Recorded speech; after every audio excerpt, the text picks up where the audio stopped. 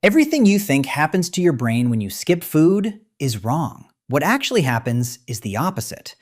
Most people believe that not eating makes you slower, foggier, weaker in the head. That's what it feels like for the first few hours. But that feeling is not the full story. It's just the beginning of it. And if you stop there, you miss the part that actually matters. We're going to walk through exactly what happens inside your brain during a full day without food, hour by hour. Not your stomach, not your weight, your brain. The part of you that thinks, remembers, and makes every decision you'll ever make. Here's where most people get it wrong. They think the brain runs best when it's constantly fed. Little snacks, steady meals, sugar always topped up. That feels safe, but your brain was not built for that. It was built for something else completely. Let's start with what your brain normally runs on: sugar. Every time you eat, your blood sugar goes up, and a hormone called insulin rushes in to deal with it. That's completely normal. The problem is what happens when this cycle never stops. If you're eating all day, every day, your brain is getting hit with these sugar spikes over and over, nonstop.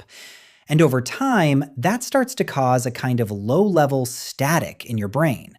Not a big, dramatic problem, just small interference. The kind of thing that makes you forget a word you know, or lose your train of thought halfway through a sentence. Most people blame that on stress, or aging, or just being busy. But a big part of it is simply this constant sugar noise your brain never gets a break from. Now let's go through what actually happens, hour by hour. Hour 0 to hour 8. Nothing dramatic happens here. Your body is just using up its stored sugar, like spending cash you already have in your pocket.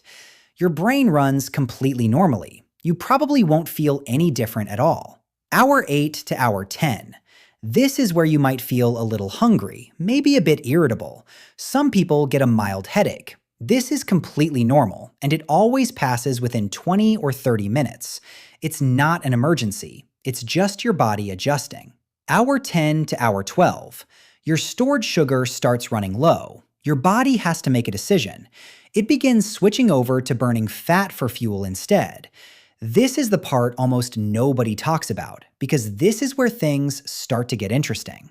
Hour 12 to hour 16. Your body is now producing something called ketones, a completely different type of fuel made from fat.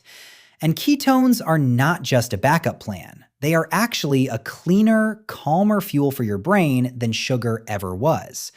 Think of it like the difference between a car engine running on dirty fuel that leaves behind grime versus one running on something clean that leaves nothing behind.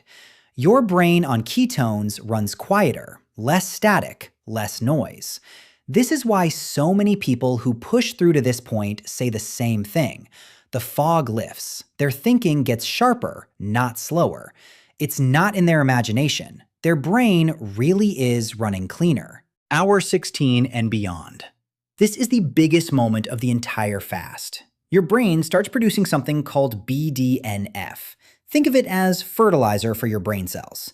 It helps your brain build new connections and even grow new cells. For a long time, scientists believed adult brains couldn't grow new cells at all.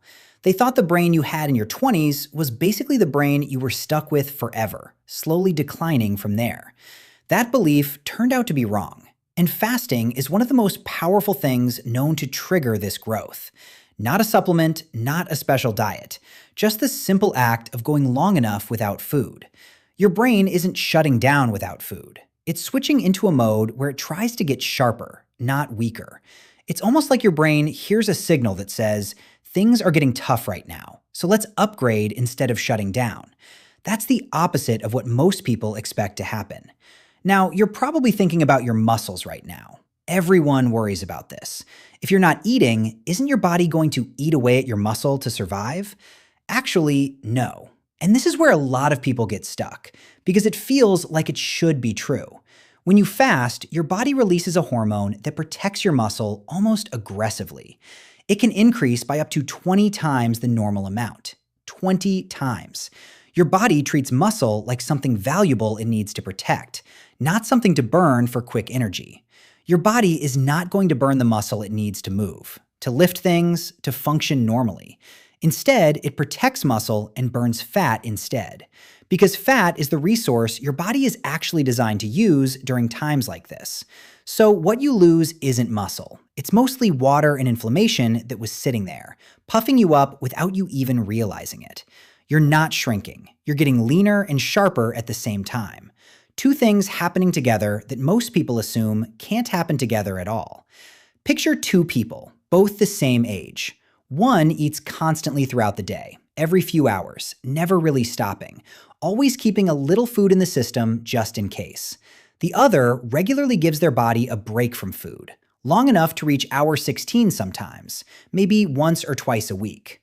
Both look fairly similar on the outside. Same age, similar body, similar lifestyle in most ways. But their brains are aging completely differently underneath the surface.